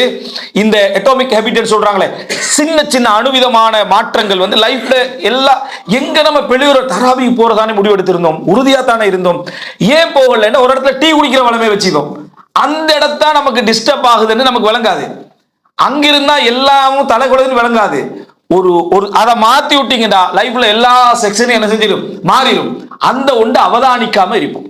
இதை நீங்க முஹாசபா செய்ய எது நம்மளே திசை திருப்பி விடுது, எது நம்மளை பிரட்டி விடுகிறது என்பதை நீங்க என்ன செஞ்சிடலாம், கண்டுகொள்ளலாம். இந்த பகுதியை நீங்க மிகவும் கவனத்தில் எடுக்க வேண்டும். இரண்டாவது, ரமலானுடைய சப்ஜெக்ட் நம்ம வார நேரங்கள்ல நம்மளோடு இருக்கக்கூடிய இந்த செய்திகள், அதாவது அதாவது தயாராகுதல் என்பதும் அடுத்ததாக என்ன நம்ம முஹாசபா செய்தல் என்பதுக்கு மத்தியில் இருக்கக்கூடியது என்ன இரண்டாவது கட்டம் நம்ம செய்யக்கூடிய அமல். இது நிறைய விஷயங்கள் இருக்கு. ஒரே ஒரு விஷயத்தை மட்டும் சொல்லிட்டு அடுத்ததுக்கு போறேன். அந்த செய்யக்கூடிய அமல்ல ஒரு 2 விஷயத்தை சொல்லிட்டு அடுத்ததுக்கு போறேன். செய்யக்கூடிய அமல்ல ஆர்வ நிர்வாகம் என்று தனியாக நான் பேசிக்கிறேன். இது ஒரு 5 நிமிடமாக சொல்லணும். ஆர்வ நிர்வாகம் என்ற ஒரு பகுதி இருக்கு. ஆர்வத்துக்கு எப்படி உலகத்துல அதாவது சொத்து செல்வங்களை நம்ம பகிர்ந்து செய்யணுமோ ஆர்வத்தையும் ஒரு அளவுக்கு பகிர்ந்து செய்யணும். ஆர்வத்தை கணக்கெடுக்காம விடக்கூடாது. டைம் டேபிள் போட்டீங்கன்னா ஆர்வம் வந்தோ வரலையோ இப்படித்தான் செய்வேன்னு இருக்கக்கூடாது. ஆர்வத்தை பயன்படுத்தவும் வேண்டும். அதே நேரம் ஆர்வத்தை ஒரேடியா செலவழிச்சிடவும் கூடாது. முதலாவது ரமதான்ல எல்லாரும் எடுக்கிற முடிவும் கடைசி ரமதான் எல்லாரும் எடுக்கிற முடிவும் எல்லாருக்கும் தெரியும் தானே. ஃபர்ஸ்ட் ரமலான் என்ன முடிவு எடுப்போம்? இன்ஷா அல்லாஹ் இந்த ரமலானை முழுமையாக பயன்படுத்துறேன்னு முடிவு. இதை ஏற்கனவே போன கடைசி ரமலான் எடுத்த முடிவு அது. சரியா? ஒழுங்கா பயன்படுத்தணும் அப்படின்னு முழுமையாக இபாதத்து அது இது பள்ளிகள் யார் யார் இந்த காரியம் எந்த இடத்துல வாராரு, குர்ஆன்ல இது தஜ்வீத் குர்ஆன் இருக்கியான்னு அதை கேட்டு இப்படி ஃபுல்லா நம்ம ஒரு ப்ரிப்பேர் ஆகிடுறது. எல்லாம் ப்ரிப்பேரேஷன் முடிஞ்சு உண்மையாகத்தான் இருப்போம். 1 நாள் 2 நாள் 3 நாள் 4 நாள் அழகா உண்மையாவே இருப்போம். திடீர்னு நமக்கு ஒரு பக்கம் குர்ஆன் மிஸ் ஆகிடும். ஒரே ஒரு பக்கம் முழுசா மிஸ் ஆகல. ஆனா சைத்தான் ஒரு கவலையை தருவான். பாத்தீங்களா? ஈமானிய கவலையோடு தருவான். என்னடா மிஸ் ஆகிட்டாயே நீ இதான் உன்னால ஏலான்றதுக்கு இதான் மெயின் காரணம். இது யார்? நசீஹத் இப்லீஸ். விளங்கிட்டா? இப்லீஸுடைய காரணம் மனிதனடா பிழை செய்வான், செய்யலாம போகுன்ற இடத்துல திருப்பி அதை அவன் மறுபடியும் எடுத்துக்கொள்ளணும் பண்ணி இப்லீஸ் சொல்ல மாட்டான். அவன் என்ன சொல்லுவானோ இதுதான் உன்னோட முடிவுகள் எதுவுமே உனக்கு நல்லா அமையறது இல்லை. இப்ப இன்றைக்கு மிஸ் ஆக்கினா நாளைக்கு இன்னொரு பக்கம், அதுக்கு இருந்தா இன்னொரு ஒரு ஜூஸ், அவ்வளவுதான். முதலாவது 2வது ரமலான்ல இந்த பிழை நடந்த உடனே சொல்லுவான். நீங்கள் என்ன செய்வீங்கன்னா சேர்த்து நாளைக்கு ஓதிடுவோம், அதுக்கு அடுத்த நாள் ஓதிடுவோம். இப்லீஸ் சொல்ல இப்லீஸ் சொன்னது சரியா தான். ஏன்னா இப்லீஸ் சொன்னது சரியாகிக்க நினைக்க மலக்கு சொன்னது சரியாகிக்கிற மாதிரி நினைச்சுக்கிறது. இப்படி ஒரு 15 நோன்பு தாண்டுற டைம்லயே மனசு உடைஞ்சிருது. என்னடா இந்த ரமலான் இப்படியே போயிட்டு இன்ஷா அல்லாஹ் லைலத்துல் கத்ரியாவது ஒழுங்கா பயன்படுத்திக்கொள்வோம். அப்புறம் பயானெல்லாம் கேட்போம். லைலத்துல் கத்ர் எந்த ராவண்டு என்னது உறுதி இல்லைன்னா அப்ப கடைசி 10 செய்யணுமாமே அப்படின்னு அதுல ஒரு கேள்வி கேட்டே காலத்தக்களை 27 சுவர் தானா 23 சுவர் தானாண்டு இப்படி கடைசியா 29ஆம் நோன்பு வார டைம்ல நசீஹத் இப்லீஸ் என்ன இந்த ரமலான் முடிஞ்சு ஹலாஸ். இனி அடுத்த ரமலானாவது என்ன நம்ம ஒழுங்கா இன்ஷா அல்லாஹ் அடுத்த ரமலான்ல நம்ம ஒழுங்கா இருப்போம் என்று முடிவோட பெருநாள் நாள என்ன செஞ்சிரு வந்துரு. இது ஒவ்வொரு ரமலானும் எங்களுக்கு இப்லீஸுடைய உபதேசம் என்ன செய்யுது நடந்துகிட்டு தான் இருக்கு. இதுக்கு முக்கியமான மிகப்பெரிய காரணம் நான் ஏற்கனவே சொன்ன 2. அடுத்தது மிகப்பெரிய காரணம் ஆர்வ நிர்வாகம். ஆர்வ நிர்வாகம் 2 வகையில பிள்ளை வருது. ஒன்று ஆர்வத்தை கணக்கெடுக்காமிக்கிறது. ஆர்வத்தை கணக்கெடுக்காமிக்கிறேன்னு சொன்னா குர்ஆன் ஓதுறதுக்கு ஒரு டைம் டேபிள் போட்டு கொடுத்தாங்க, பார்த்து கண்டிப்பீங்க. அது எப்படின்னா என்ன, நீங்க ஒவ்வொரு 20 பக்கம் குர்ஆன் இருக்குது. அதனால ஃபஜ்ருக்கு பிறகு நீங்க இவ்வளவு ஓத 4, லுஹருக்கு பிறகு 4, அசருக்கு பின்னால 4, மகரிபுக்கு பின்னால் 4, இஷாக்கு பின்னால் 4 ஓத மாட்டீங்க. விளங்கிட்டா? ஒரு நாளே இயலாது. என்ன காரணமாக அது முடியாது அப்படின்னா இது இமாம்களுக்கும் சலப்பு சாலியன்களுக்கும் இதை போட்டு கொடுத்தா அவங்க ஓதுவாங்க. ஏன்னா அவங்க ஆல்ரெடி மனசை கட்டுப்படுத்தி ஒரு இடத்துல வைக்கிறது. வஸ்பிர் நஃப்ஸக மஅல்லதீன யதுஊன ரப்பஹும் பில் கதாத்தி வல் அஷி யுரீதுன வஜ்ஹா. நஃப்ஸ நல்லவர்களோடு பொறுமையாக வைக்கக்கூடிய ஆற்றலுக்கு பயிற்சி உள்ளவங்க. அந்த பொறுமை இல்லாதால தான் டைம் டேபிளே கேட்டோம். வணங்கிட்டா? இந்த டைம் டேபிள் எப்படி இருக்கேன்டா, ஃபஜ்ர் தொழுது முடிஞ்சனே 4 பக்கம் ஓதிடுவோம். ஃபஜ்ருக்கு போறோம், லுஹருக்கு போறோம், ஜம்மு செஞ்சு ஓதுறேன். இப்ப அசருக்கு போறோம் 8 பக்கம். சரியா? எல்லாத்தையும் தராவீக்ல கெப் போட்டு கிடைக்குமா? இப்ப அசருக்கு ஓத கிடைக்கல, அதுல ஓதிட்டு பார்த்தா ஒரு ஜூஸ் மிஸ் ஆயிரும். ஓத மட்டும் தான் இஷாக்கு போறோம், ஒரு ஜூஸ் மிஸ் ஆயிரும். அதனால நாளைக்கு சேர்த்து ஓதுனா 2 ஜூஸ் மிஸ் ஆயிரும். நம்ம எந்த டைம் டேபிளையும் கடைபிடிக்க போறது என்று இல்லை. முதலாவது உங்களுக்கு ஒரு ஆர்வத்தை அல்லாஹ் தந்திக்கிறான். டைம் டேபிள்ல இப்படி பிரிக்க கூடாது. அந்த ஆர்வத்தை என்ன ஓரளவு பயன்படுத்தணும். உங்களுக்கு எது ஆர்வமான நேரம் என்று பார்த்து அதுல ஹிஸ்ப ஓதணும். அதான் சலஃபுகளோட வளமை. விளங்கிட்டா? ஆயிஷா அதாவது தூங்குறதுக்கு முன்கால ஒரு ஹிஸ்ப ஓதிடுவாங்க. அதை மறந்தால் என்று ரசூலுல்லாஹ் ஹதீஸ் சொல்லி தராங்க. நீங்க வளமையாக ஓதி வரக்கூடிய ஒரு பகுதியை மறந்தால் அதை நீங்க அடுத்த நாள் லுஹருக்கும் சுபகுக்கும், அதாவது சுபகுக்கும் லுஹருக்கும் இடையில ஓதுவார்களாக இருந்தால் அவர் இரவில் ஓதியவரை போன்று அவருக்கு நன்மை எழுதப்படும் ஹதீஸ் வருது. அப்ப வளமையாக ஓதி வரக்கூடிய உண்டை நீங்க மறந்துட்டீங்கன்றாலே உங்களுக்கு அடுத்த நாள் ஃபஜ்ருக்கும் லுஹருக்கும் இடையில நீங்க ஓதுனீங்கன்னா இரவுல ஓதிய நன்மை எழுதப்படும். மறதி மனிதனுக்கு வரும் என்பதுதானே. அப்ப அந்த அடிப்படையில் நீங்க ஒரு நேரத்தை வச்சு உங்களுக்கு ஆர்வமான நேரம் எதுன்னு பாருங்க. சில வேளை ஆர்வமான நேரம் 7 நாளைக்கு மிக்ஸ் பண்ண வேணாம். ஏன்னா வேலைக்கு போறதுனால அது ஆர்வமான நேரம் ஆயிக்காது. ஓய்வு நாள்ல உண்டு ஆர்வமான நேரம் ஆயிருக்கு. டக்குன்னு மாத்திக்கங்க. சரியா? மாத்தி ஆர்வமான நேரத்தை நிறைய ஓதுங்க. ஒரு 10 பக்கம் 15 பக்கம் ஒரு ஜுஸ் ஓதிருங்க. ஆர்வம் இல்லாத நேரத்துல இந்த ஒரு பக்கத்தை கடைபிடிங்க, பிரச்சனை இல்லை. 2 பக்கத்தை கடைபிடிக்க பிரச்சனை இல்லை. இப்படி செஞ்சீங்கன்னா ஆர்வத்தையும் நீங்க எடுத்துக்கொள்றீங்க, மத்ததையும் ரசூல் ஸல்லல்லாஹு அலைஹி வஸல்லம் சொல்றாங்கடா, இன்ன லிகுல்லி அமலின் ஷிர்ரத்தன். ஒவ்வொரு அமலுக்கும் ஒரு வேகம் உண்டு நாங்க சொல்லலாம். ஒவ்வொரு அமலுக்கும் ஒரு வேகம் உண்டு. வலி குல்லி அமலின் ஃபத்ரத்தன், ஒவ்வொரு அமலுக்கும் ஒரு சோர்வு உண்டுன்னா. அந்த அதாவது ஒரு அமல் செய்ய போறீங்கன்னா அது வந்து மிச்ச ஆர்வமா செய்யற கட்டம் ஒன்றும் இருக்கும், நீங்க போராடி செய்ய வேண்டிய ஒரு கட்டம் ஒன்றும் இருக்கும். ஒரு நல்ல ஒருவர் என்ன செய்வார்ன்றா ரெண்டையும் பேலன்ஸ் பண்ணிக்கிறது என்ன செய்வாரு, அது போவார். எனவே இந்த விஷயத்துல நீங்க ஒரு மிக முக்கியமான ஒரு கவனம் செலுத்திக்கோங்க இந்த அமல்களை. இது இந்த நடுவுல செய்யக்கூடிய அமல்கள்ல இன்னும் மிக முக்கியமான ஒரு பிரதானமான ஒரு பகுதி என்ன அப்படி என்று சொன்னால், நம்ம செய்யக்கூடிய அதாவது இந்த அமல்கள் என்ற பகுதியில் எப்படி நம்ம கவனம் செலுத்துகிறோமோ அதுபோல தவிர்த்தல் என்ற பகுதியில் ஒரு கவனம் செலுத்துங்கள். தவிர்த்தல் என்ற பகுதியில் ஒரு கவனம் செலுத்துங்கள். தவிர்த்தல்னா நம்ம ரமதான்ல வந்து முஃப்சிதாத்து ஸௌம், நோன்பை முறிக்கக்கூடியவர்கள் என்ற இடத்துல கவனம் செலுத்துவோம். எது அது வந்து பௌதிக ரீதியாக இருந்தா, பிசிக்கல் இருந்தா கவனம் செலுத்துறோம். மற்றபடி அந்த நோன்பை கெடுக்கக்கூடிய நிறைய விஷயங்களை நம்ம என்ன செய்வதில்லை, கவனம் செலுத்துவது கிடையாது. அதாவது ரமலான சொல்லுவாங்க எப்படின்னா, மற்ற மாதங்களை பொறுத்த வரைக்கும் நீங்க பாவங்களை கொஞ்சம் கொஞ்சமா போராடி போராடி போராடி களைகின்ற மாதம். ரமலானை பொறுத்த வரைக்கும் சத்திர சிகிச்சை செய்யற மாதம். அப்படின்னா என்ன, ஆபரேஷன் ஃபுல்லா வலியோட வழியாக ரத்தம் வடிய வடிய அந்த பாவத்தை களைஞ்சி எடுத்துட வேண்டிய மாதம். அப்படிப்பட்ட ஒரு மாதத்தில் இருந்து கொண்டு அதை என்ன செய்யலாது, தடவி கொடுத்து கொண்டிருக்கக்கூடிய மாதம் உண்டல்ல. அப்படின்னா அந்த நேரத்துல நீங்க எந்த பாவமாக இருந்தாலும் உங்களுக்கு அல்லாஹ் தந்திருக்கக்கூடிய ரமலானிய ஆர்வத்தை வைத்து முழுமையாக இந்த ரமலான்ல நான் ரமலானை கெடுக்கக்கூடிய எந்த பாவங்களையும் என்ன செய்வதில்லை என்றதை மிக உறுதியாக கொஞ்சம் கொஞ்சமா இல்ல, இந்த 30 நாள்லையும் முழுமையாக எந்த பாவங்களை நான் செய்வதில்லை என்று முழு உறுதி என்ன செய்யணும், எடுக்கணும். முழு உறுதி எடுத்தால், அதாவது உங்களோட வாழ்க்கையில் என்னென்ன பாவங்கள் இருக்கு அத்தனை பாவங்கள் எதையும் ரமலானை கெடுக்கக்கூடிய அமைப்பில் நான் செய்வதில்லை என்று எடுக்கணும். அதுக்கு மிக பொருத்தமான ஒரு சப்ஜெக்ட் என்ன அப்படின்னு சொன்னால், நீங்க உங்களை ஆய்வு செய்து கொள்வதற்கு, நான் சரியாக இருக்கிறேன் என்று சொல்வதற்கு அந்த புறம் பேசுவதை தவிர்த்து கொள்ள. புறம் பேசுறதை நீங்க தவிர்த்து மட்டும் பாருங்க. அது வந்து என்னது, அது சொல்றது என்னது, அதாவது இப்லீஸ் வச்ச காலடி தான் அது. அதை நீங்க எடுத்து பாருங்க, அதோட சேர்ந்து நிறைய பாவங்கள் போயிடும். ஆனா ஒரு சோதனையை சந்திப்பீங்க. நீங்க தவிர்க்க நினைச்சாலும் சூழல்ல உள்ளவங்க பேச நினைப்பாங்க. நீங்க பழக்க தோஷத்துல இருக்கிறதால பேசினது புறமாண்டு உங்களுக்கும் தெரியாம பேசுறோம். வணங்கிட்டா பேசியது புறமாண்டு உங்களுக்கும் தெரியாத ஒரு கட்டம் வரும். எல்லாம் முடிஞ்சவெல்லாம் பேசின ஃபுல்லா புறமா தான் என்னது, அப்பதான் உங்களுக்கு விளங்கும். இந்த மாதிரி ஒரு கட்டமாக இருந்தா நீங்க என்ன தெரிஞ்சுக்கணும்னு சொன்னா, ஒருத்தர் புறம் பேசுறாரு, பேசாதீங்க என்று சொல்வதை அவர் அதீத பிரசங்கித்தனமாக திடீரென எடுப்பார் என்கின்ற சூழ்நிலை உங்களுக்கு இருக்குமா இருந்தா, நீங்க எந்த பதிலும் சொல்லாதீங்க, அதை ஆதரிக்காதீங்க, அல்லது வார்த்தையில உம்மடு கூட என்ன செய்யாதீங்க, அதுக்கு சப்போர்ட் பண்ணாதீங்க, அமைதியாயிருங்க. ஒரு நாள் போக 2 நாள் போக அவரே சில பொழுது என்ன புறம் பேசாமிக்கிறது முடிவெடுத்துக்கிறீங்களோ அப்படின்னு ஒரு கேள்வி கேட்பாரு. அதுல நீங்க அமைதியாயிருங்க, அதை சிரிச்சு இதாக்கிறவான், அது வேற கதைக்கு மாத்துங்க. கொஞ்சம் ஒரு போராட்டத்தை என்ன நீங்க செய்து பாருங்க, தீமைகளை தவிர்த்தல். எனவே இந்த முதல் பகுதியில நீங்க எடுத்து, அதாவது ரமலானுக்காக தயார் நிலை ஆகுதல் என்ற பகுதியும், அந்த தயார் நிலையை பற்றி நம்ம முஹாசபா செய்கின்ற என்ற பகுதியும், நடுவுல நம்ம செய்யக்கூடிய அமல்கள் என்ற பகுதியும், தவிர்த்தல் என்ற பகுதியும், இது மிக முக்கியமான முதல் அம்சமாக, முதல் பாயிண்டாக நீங்க விளங்குங்க. இரண்டாவது அம்சம், இதெல்லாம் நிறைய விரிவான உதாரணங்களோடு சொல்ல வேண்டியது, என்றாலும் அந்த அடிப்படைகளை சொல்லிடுறேன்.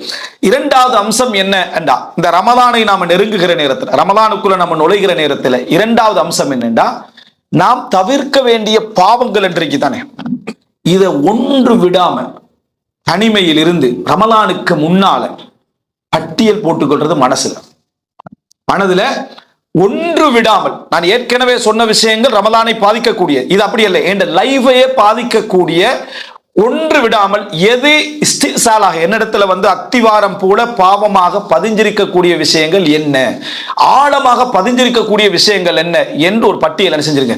ஒன்று விடாமல் சிறிய எண்ணங்கள்ல இருந்து, நாவுகளால செய்கின்றவைகள் இருந்து, உடலால செய்கின்றவைகளில் இருந்து, மற்ற பொருளாதார மற்ற விஷயங்களால செய்கின்ற பாவங்கள் இருந்து ஒன்று விடாமல், தபாசீல்கள் அல்ல, விரிவாக அல்ல, இந்த பாவம் இந்த பாவம் இந்த பாவம் என்று தனியா சைத்தானை பொறுத்த வரைக்கும் நீங்க தௌபா செய்யறதுக்குள்ளாலே உங்களை பாவத்துக்கு கொண்டு போய்த்துருவான். சரியா? அதனால அது கவனமா இருக்கணும். எந்த காத்திரத்துக்கும் இடவழி, பெரிய இந்த பாவத்தை எப்படியெல்லாம் செஞ்சேன் என்று விரிவா போகாம, இந்த பாவம் என்றது நான் செஞ்சுக்கிறேன், இந்த பாவம் பிழையானது, இது என்கிட்ட வளமையா இருக்குது என்ற ஒரு பட்டியல் எடுத்து, இது படிப்படியாக களைகின்ற மாதம் அல்ல, இதை முழுமையாக நான் என்ன செய்வேன், அதாவது களைந்து கொள்வேன் அப்படி என்கின்ற ஒரு இதை எடுத்துருங்க. ரமலானுக்கு முன்னால் ரமலானுக்கு முன்னால இன்னொரு 10-15 நாள் இருக்கேன்னா அதுக்கு முன்னால் என்ன செஞ்சிருங்க, அதை முழுமையாக முதாக்கரா பண்ணி என்னென்ன பாவங்கள் நான் செய்திருக்கிறேன், யாரெல்லாம் நமக்கு அந்த நேரத்தில் பாவங்களை நமக்கு சொல்கிறார்களோ அவர்களெல்லாம் விரும்பி அதை பட்டியல் போட்டு மனதளவில் பதிய வச்சு அல்லாஹ்விடத்தில் தௌபா செய்வதும் அதிலிருந்து மாற்றம் செய்து கொள்வதற்கான எல்லா முயற்சிகளை எடுப்பதும் என்கின்ற அந்த உறுதிப்பாடு நம்ம இடத்துல வர வேண்டும். மூன்றாவது, இந்த ரமலானை நெருங்குகிற நேரத்தில் யாரெல்லாம் நமக்கு இபாதத்துக்கு ஆர்வம் ஊட்டக்கூடியவர்களாக, இபாதத்துக்கு தோழமையோடு இருக்கக்கூடியவர்களாக இருப்பார்களோ அவர்களை நெருக்கிக்குங்க. யாரெல்லாம் இந்த இபாதத்துக்கு இடைஞ்சலாக இருப்பாங்க, யாரெல்லாம் பாதிப்பாக இருப்பார்கள் என்பதை அவர்களுக்கே விளங்காமல் அவர்களை விட்டு தூரமாயிரும். இல்லை என்றால் கெட்ட நண்பர்கள் என்னது, அந்த அதான் ஒரு மனிதர் இருந்தா அந்த நண்பருடைய மார்க்கத்துல தான் இவர் என்ன செய்வார், இருப்பார். அப்ப அவருடைய வளமைக்கு நாங்கள் நிர்பந்தமாக இணைய வேண்டி இருக்கும். அவருடைய நல்லவர்கள்லயே சிலர் இருப்பாங்க, நல்லவர்கள்லயே சிலர் இருப்பாங்கன்னு சொன்னா என்ன நடந்தாலும் சாப்பிட போய்த்துருவோமா அப்படி என்று எது நடந்தாலும் சரி, நீங்க தொழுதாலும் ஒரு முறை தொழுதாலும் ஒரு முறை சாப்பிட்டு வந்துடுற, அடுத்த காத்தோடு அடுத்த முறை எங்கேயா குடிச்சிட்டு வந்துடுற, இந்த மாதிரியாக இருந்தாலும் இவர் நம்மளை எந்த அளவுக்கு தூரமாக்குவார், இபாதத்தை விட்டு, வணக்கத்தை விட்டு, துவாக்களை விட்டு, குர்ஆன் ஓதுகளை விட்டு எவ்வளவு தூரமாக்குவார்னு பார்த்து அதுல ஒரு மிகவுமே கவனமாக இருக்க வேண்டும். இது நகைச்சுவாக இருந்தாலும் அலி ரலியல்லாஹு காலத்தில் நடந்த சம்பவம். அபூ சிமால் என்றவரும் நஜ்ஜாசி அல் ஹாரிதி என்றவர் இருக்கிறார். இவர் 2 பேரும் குடிகாரர்கள், சரியா, சாராயம் குடிக்கக்கூடியவங்க. அவர் முடிவெடுத்துட்டார், நஜ்ஜாசி அல் ஹாரிதி முடிவெடுத்துட்டாரு, நம்ம சாராயம் என்ன செய்யறதில்லை, இதுக்கு பிறகு நம்ம சாராயம் குடிக்க ரமலான் வந்துட்டாரு. குதிரையில போயிட்டு அபூ சிமால் நிக்கிறார்.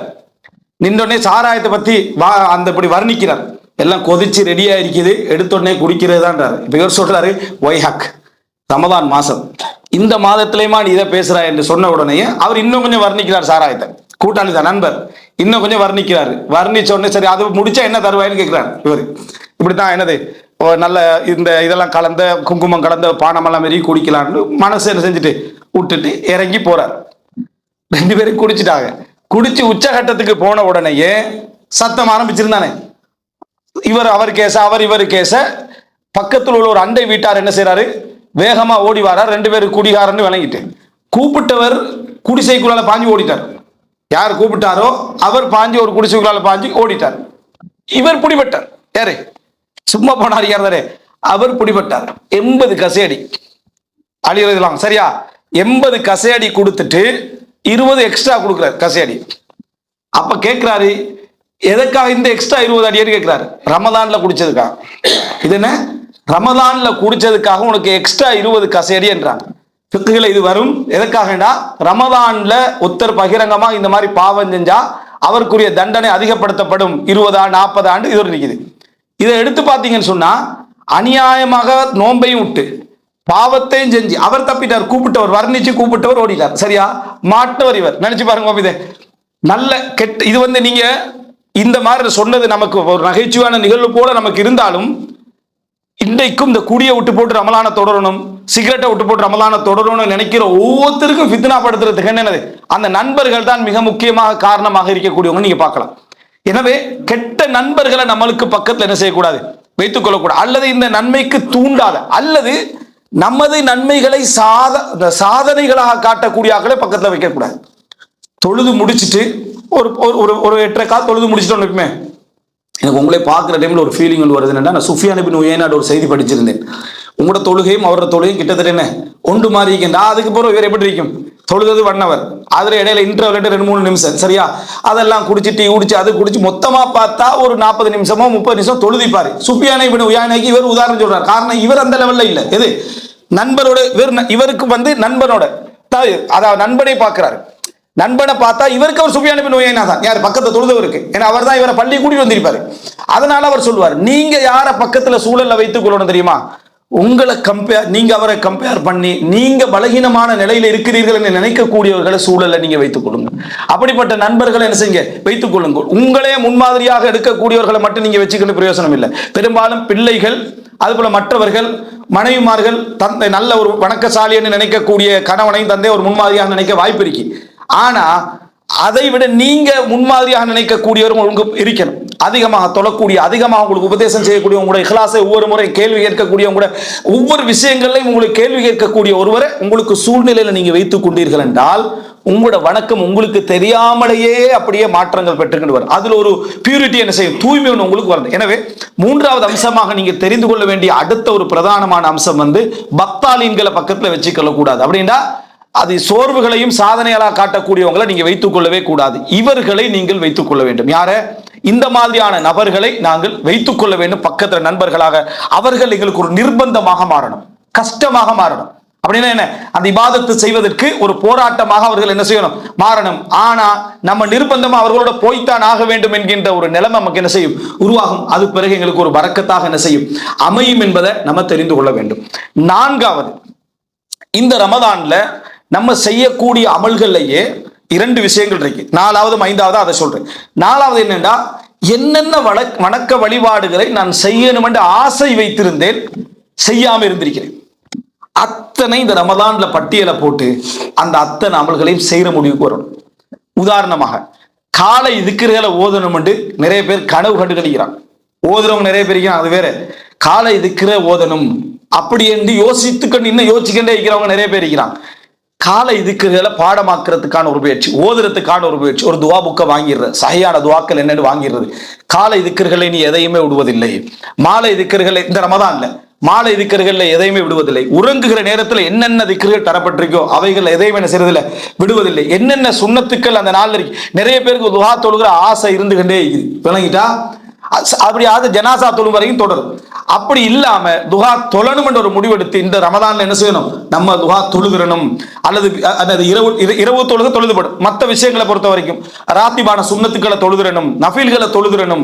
இந்த மாதிரியான என்னென்ன வணக்க வழிபாடுகள்லாம் நீங்க செய்யணும்னு நினைக்கிறீர்களோ, இமாம் இப்னு தைமியா ரஹிமஹுல்லாஹ் வரலாற்றில் வருவதை போல, இமாம் இப்னு தைமியா புறக்கணிக்கப்பட்ட மக்கள் தொழுதுட்டு விடப்பட்ட பள்ளிகளை கண்டு அந்த பள்ளியில போய் செஞ்சிருவாரு, ஒரு சுஜூது செஞ்சிருவார், தொழுதுருவார்.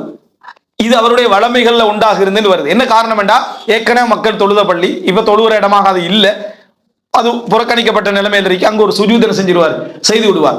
நம்ம போற இடம் சில அறிஞர்களுடைய வளமைகள் இருந்தது. இதெல்லாம் அறிஞர்களுடைய வளமை நான் சொல்றதெல்லாம் குர்ஆன் ஹதீஸுக்கு முரண் இல்லாதவைகளை, சரியா? வளமைகள் இருந்ததுன்னு சொன்னா சில இடங்களுக்கு நம்ம போனோம்டா இந்த இடத்துல எனக்கான அல்லாஹ்வுடைய ஒரு சுஜூத் என்ன செய்யணும், எனக்கு இருக்கணும் அப்படி என்றது. ஒரு கல்லில் நின்று கொண்டிருந்தாலும் இங்க ஒரு 2 ரக்காத் சுன்னத் என்ன செஞ்சிடணும், நான் அல்லாஹ்வுக்காக தொழுகிறோம்னு நினைக்கக்கூடியவளை. இது மாதிரி ரமலானுடைய நாட்கள்ல உங்களுக்கு நீங்க ஆசைப்பட்ட வணக்கங்கள் நிறைய விஷயங்கள் செய்யாம இருப்பீங்க. நிச்சயமாக அவைகள் எல்லாத்தையும் நீங்க எடுத்து பார்த்தீங்கன்னா, இந்த அமல்கள் அனைத்தையும் இந்த ரமதான்ல நான் செய்து விட வேண்டும்.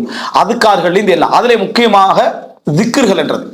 லா யஸாலு லிசானுக ரத்பன் மின் திக்ரில்லா, அல்லாஹ்வை திக்ர் செய்வது உங்களோட நாவு என்னது, ஈரமாயிக்கொண்டே இருக்கட்டும் என்று ரசூலுல்லாஹ் சொல்றாங்க. இதை இமாம் இப்னு கைம் அல் ஜௌசியா ரஹிமஹுல்லாஹ் அவர்கள் வழங்கப்படுத்தார். எப்படி வழங்கப்படுத்துறாருன்னா, திக்ர் ஒரு மனிதன் ரமலான்ல புரிஞ்சு கொள்வதற்காக சொல்றேன், திக்ர் செய்யற ஒரு மனிதனுக்கு 2 நிலை இருக்கும். ஒன்று நாவு திக்ர் செய்யும், உள்ளம் திக்ர் செய்யாது.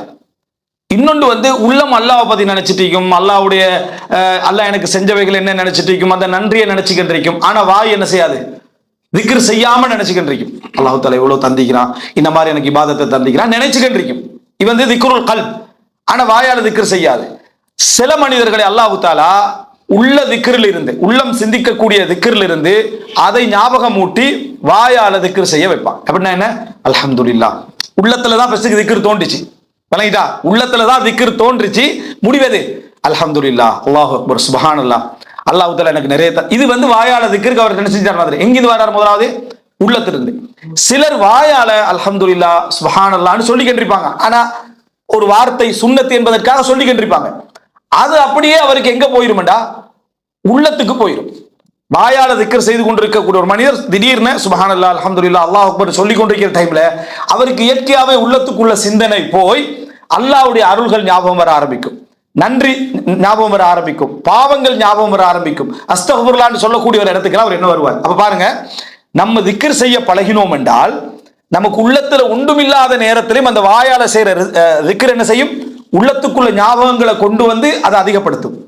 உள்ளத்தால நம்ம அல்லாஹ்வை நினைக்கக்கூடியவர்களாக இருந்தோம் என்று சொன்னா அது அப்படியே வாயுடைய திக்ருக்கு என்ன செஞ்சிடும், வந்துவிடும். எனவே நீங்க எல்லா நிலையிலும் வாயால் திக்ர் செய்யக்கூடிய அந்த இடம் உங்களுக்கு இருக்குமாக இருந்தா சிறப்பு என்னண்டா, உள்ளமும் வாயும் சேர்ந்து யாருடைய திக்ர்கள் ஈடுபடுகிறதோ அந்த திக்ர் தான் மிகச் சிறப்பு. ஆனா எந்த நிலையிலும் திக்ர் செய்கின்றவன் நஷ்டவாளியாக மாட்டான். வாயால் அவன் ஆரம்பிச்சாலும் உள்ளத்துக்குள்ள இல்லாது விட்டாலும் அது உள்ளத்துக்கு வந்து அப்படியே என்ன செஞ்சிடும், சேர்ந்துடும். உள்ளத்தால் ஆரம்பிச்சாலும் அது வாய்க்கும் வந்து என்ன செஞ்சிடும், சேர்ந்து விடும்.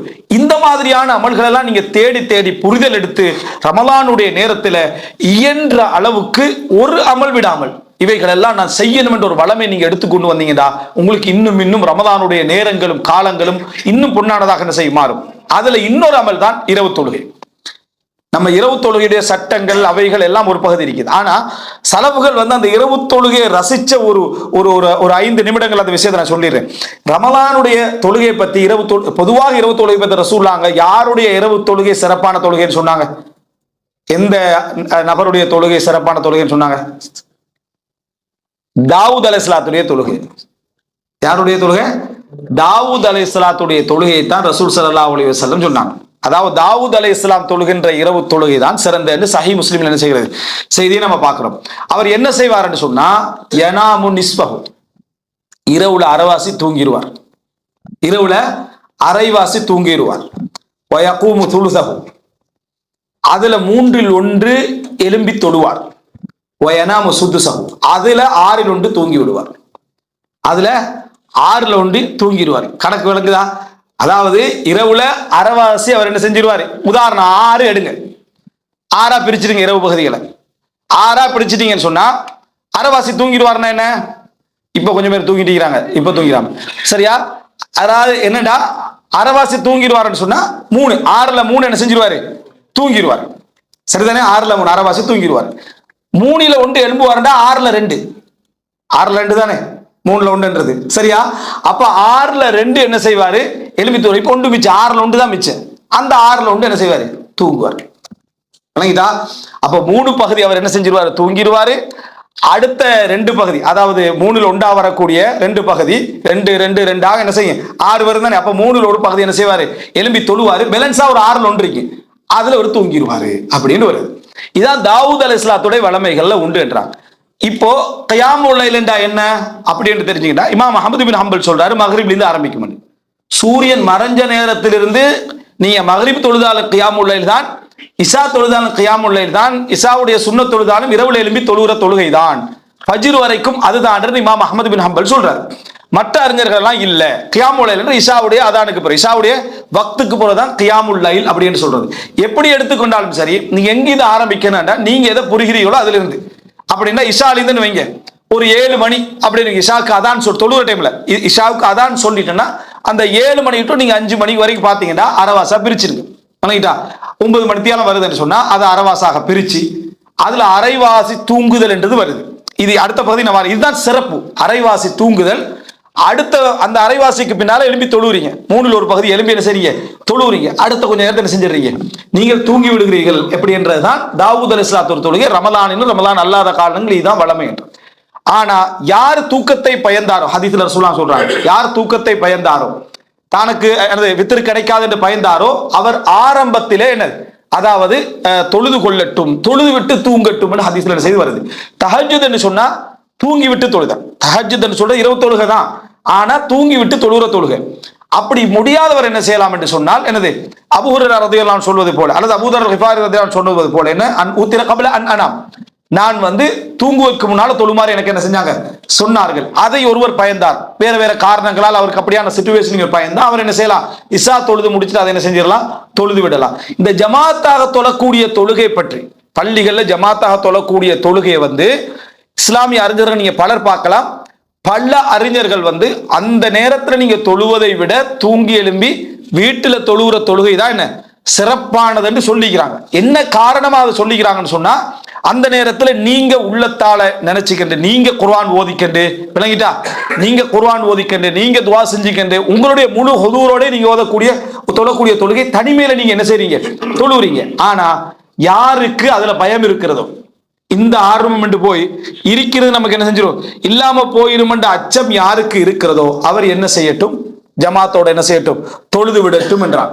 அப்போ எனவே நீங்க உங்களோட ஆர்வத்தை அதில் எடுத்துக்கிறோம். இல்லை நம்ம இப்போ சொல்ற டைம்லயே பலருக்கு என்ன வந்துடும், நம்ம இப்போ ஜமாத் தான் சரி வரும், நமக்கு நம்ம ஆர்வமெல்லாம் சரி வராது, அப்படியே முடிவெடுத்துறாம ஒரு நாள் தொழுது பாருங்க. மாறி ஒரு நாள் வீட்டில் இந்த மாதிரி எழுப்பி தொழக்கூடிய சகோதரர்கள் இருப்பாங்க. நான் ஜெனரலாக சொல்றேன். அதாவது அந்த மாதிரி தொழுது பாருங்க. தாவூத் அலைஹிஸ்ஸலாத்துடைய தொழுகை இப்படி ஒரு சிறப்பு சொல்லப்பட்டீங்க, இந்த மாதிரி நம்ம என்ன செய்வோம், தொழுது கொள்வோம்.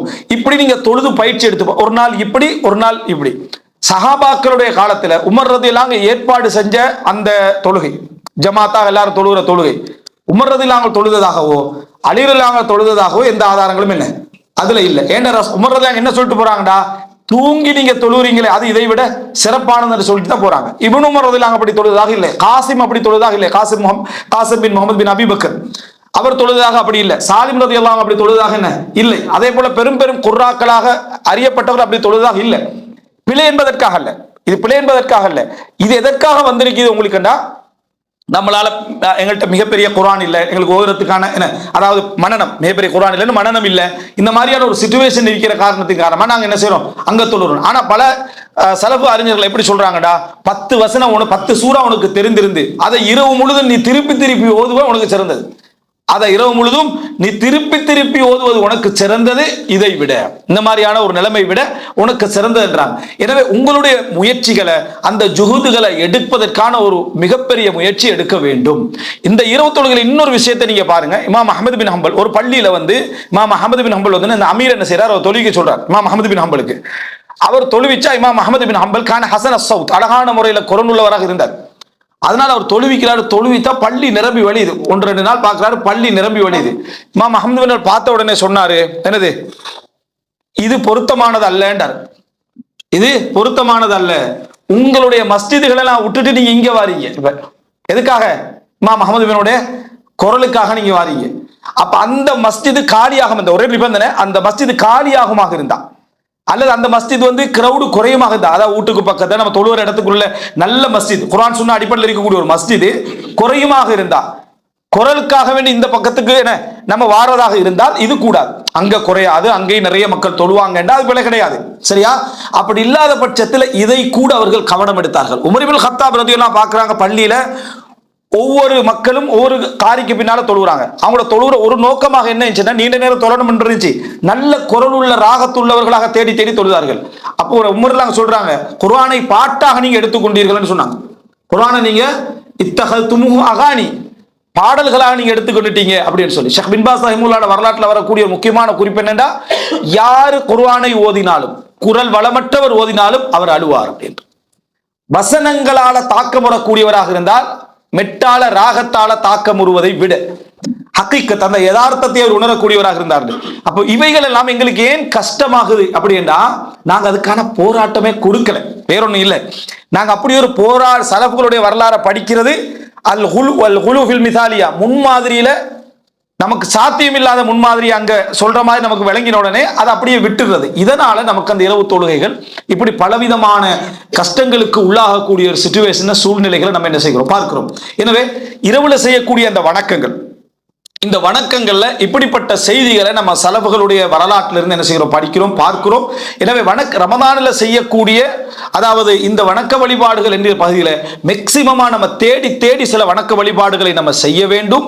அதோடு சேர்ந்து இந்த இரவு தொழுகை விஷயத்துல பல விதமான ஒரு கவனங்களை எடுத்து, பல்வகைமையான ஒரு கவனங்களை எடுத்து நம்ம இதுல என்ன செய்யணும், முழுமையான ஒரு ஈடுபாடை காட்ட வேண்டும். இறுதியாக அன்புள்ள சகோதரர்களே, இந்த ரமதானை பொறுத்த வரைக்கும் இந்த ரமதான் நம்மை பக்குவப்படுத்தி விட்டு வெளியேறினான், நம்மளை தூய்மைப்படுத்தி விட்டு வெளியேறினான், நமது உணர்வுகளை அதாவது மிகவும் உச்சகட்டமான நிலையை வைத்து வெளியேறினான். சில அறிஞர்கள், அல்லாஹு ஆலம், அதை நம்ம மறுக்கிறதுக்கும் இல்லை, சில அறிஞர்கள் என்ன சொல்றாங்க அப்படின்னு சொன்னால், லைலத்துல் கத்ருடைய இரவு என்று சொல்லப்படக்கூடிய இரவுகள் இருக்குதே, அதுல சில மக்களுக்கு அல்லாஹு தாலா மலக்குமார்களுடைய சலாத்தை கேட்க வைப்பாங்க, மலக்குமார்களுடைய சலாமை அல்லாஹு தாலா கேட்க வைப்பான். அதுக்கு என்ன ஆதாரமாக சொல்றாங்கண்டா, ரசூலுல்லாஹி ஸல்லல்லாஹு அலைஹி வஸல்லம் சொல்றாங்க, ஒரு சஹாபி சொல்ற, அல்லாஹ்வின் தூதரே உங்களோடு இருந்தா நாங்க ஈமானோட இருக்கிறோம், வீட்டுக்கு போயிட்டா நாங்க கொஞ்சம் என்ன செஞ்சிடுறோம், குறைந்து விடுகிறோம். ஹசனுல் பஸரி ரஹ்மத்துல்லாஹி சொல்றாரு ஒரு வார்த்தையில், என்னன்னா என்னோடு இருக்கக்கூடிய சகோதரர்கள் என் குடும்பத்தை விட எனக்கு விருப்பமானவர்கள், என்ன குடும்பத்துக்கு போனா எனக்கு உலக ஞாபகம் வருது, என்னோடு இருக்கக்கூடிய சகோதரர்கள்ட்ட வந்தா எனக்கு மறுமை ஞாபகம் என்ன செய்யுது வருகிறது அப்படின்றாரு. இந்த மாதிரியான நிலைமையில உங்கள்கிட்ட வந்தா நாங்க ஈமானோடு இருக்கிறோம், உணர்வுகள்லாம் அதிகமாக போகுது, அங்க போன உடனே குறை தொன்ற ரசூலுல்லாஹ் என்ன சொன்னாங்க, நீங்க என்னிடத்தில் இருப்பதை போலயே நீங்கள் அங்கேயும் இருந்தீர்கள் என்றால் லசாஃபஹத்குமுல் மலாயிகா, மலக்குமார்கள் உங்களுக்கு முசாஃபஹா செய்திருப்பார்கள் அப்படின்னு நினைச்சாங்க ரசூலுல்லாஹ் சொல்றாங்க. அப்படின்னா ஒருவருடைய ஈமான் அதிகரிக்கக்கூடிய ஒரு நிலை வருகிற நேரத்தில் மலக்குமார்களுடைய ஒரு முசாஃபஹா ஒரு சலாம் என்பது கிடைப்பதற்கான வாய்ப்பு இருக்கிறது என்பதை இந்த ஹதீஸ் என்ன செய்து எங்களுக்கு சொல்றதை பார்க்கிறோம். இம்ரான் இப்னு ஹுசைன் ரலியல்லாஹு அன்ஹு செய்தி சஹீஹ் முஸ்லிம்ல வருது. அவர் பவாசீர்களால் பாதிக்கப்பட்டார், மூலவியாதியால் என்ன செஞ்சாரு பாதிக்கப்பட்டார், அதனால மிச்சம் கஷ்டப்பட்டார், 30 வருடங்களுக்கு மேலாக கஷ்டப்பட்டார். எந்த அளவுக்கு அவர் கஷ்டப்பட்டார் அப்படின்னு சொன்னால் மலக்குமார்களுடைய சலாத்தை அல்லாஹு தஆலா அவருக்கு கேட்க செய்தான்னு பார்க்கிறோம். மலக்குமார்களுடைய என்னது இன்னஹு கான யுஸல்லமு அலைஹி, மலக்குமாருடைய சலாத்தை அல்லாஹு தஆலா அவருக்கு கேட்க செய்தான் அப்படின்றத பார்க்கிறோம். ஒரு குறிப்பிட்ட காலம் அந்த சலாம்களை அவர் கேட்காம ஆகிட்டாரு. என்னடான்னு பார்த்தால் அந்த நோயை தடுத்துக் கொள்வதற்காக அவர் என்ன செஞ்சாரு, சில மருத்துவ முறைகளை செய்திருந்தார். அதனால அந்த சலாம் என்ன செஞ்சது இல்லாம போச்சு. அப்படின்னு செஞ்சது பாவம் அர்த்தம் அல்ல, உச்சகட்ட பொறுமை ஒன்று இருக்குது, அந்த பொறுமை அவருக்கு என்ன செஞ்சது குறைஞ்ச. அதுக்கு பின்னால் அவர் விட்டு விட்டால் சலாம் மீண்டும் மறுபடியும் என்ன கேட்க ஆரம்பித்துன்னு சொல்றாங்க. ஒரு மனிதன் ஒரு நல்ல உணர்வை பெறக்கூடிய ஒரு சூழ்நிலை வருமாக இருந்தா அவனுக்கே தெரியும். முதலாவது சாட்சி பலில் இன்சானு அலா நஃப்ஸிஹி பஸீரா, தனக்கே மனிதன் சாட்சியாக இருப்பான், நான் உண்மையிலே இந்த ரமலானை ஒழுங்கா பயன்படுத்தினா இல்லையா, முழுமையான இரவுகளில் தொழுதனா இல்லையா, என்னுடைய தனிமையும் இறைவனோடு அந்த முஹாசபம் எப்படி இருந்தது என்றெல்லாம் அவனுக்கு என்ன செஞ்சிடும், அவனுக்கு தெரிய வரும், அவனுக்கு புரிய வரும். பல சலப அறிஞர்களுடைய செய்திகளை பார்க்கிறோம். ரமலானுடைய விடிவில், ரமலான் முடிஞ்சு பெருநாளுடைய காலையில் சந்தோஷமான நாளிலும் அவங்களுடைய முகத்துல கவலைகள் தெரியும். அப்போ இந்த சந்தோஷமான நாள நீங்க கவலையா இருக்கிறீங்களேன்னு கேட்கப்பட்டால் அவர்கள் சொன்ன பதில்கள் என்னடா, இது சந்தோஷமா இருக்க வேண்டிய நாள்னு எனக்கு தெரியும், ஆனாலும் 30 நாளுடைய அமல்கள் ஏற்றுக்கொள்ளப்பட்டதா என்ற கவலையே என்ன செஞ்சுட்டு இந்த மாதிரி ஒரு நிலைமைக்கு வந்தது என்று அந்த சந்தோஷமா இருக்க வேண்டும் என்று ஏற்றுக்கொள்றாங்க. அந்த கவலையுடைய நியாயத்தை என்ன செய்யறாங்க சொல்லக்கூடிய நிலைமையை நம்ம பார்க்கிறோம். அன்புள்ள சகோதரர்களே, இது நமக்கு இருக்க வேண்டும். இந்த ஒரு போராட்டம், இந்த முஹாசபா, இந்த மாதிரியான ஒரு தயார் நிலை இந்த ரமதான்ல நமக்கு என்ன செய்ய வேண்டும், நிறைய வர வேண்டும். இப்படியான எண்ணங்களோடு நம்ம போவோம் என்று சொன்னான். இப்படியான எண்ணங்களோடு போவோம் என்றால் இமாம் இப்னு ஜௌஸி ரஹ்மத்துல்லாஹி அவர்கள் சொல்வது போல அந்த நல்ல மக்கள் எப்படி இருப்பார்கள் என்றால் எந்த ஒரு சிறப்பையும் விட்டு விட மாட்டார். நான் இந்த சிறப்பை செஞ்சுக்கிறேன், எனக்கு இது தேவையில்லைன்னு விட மாட்டாங்க.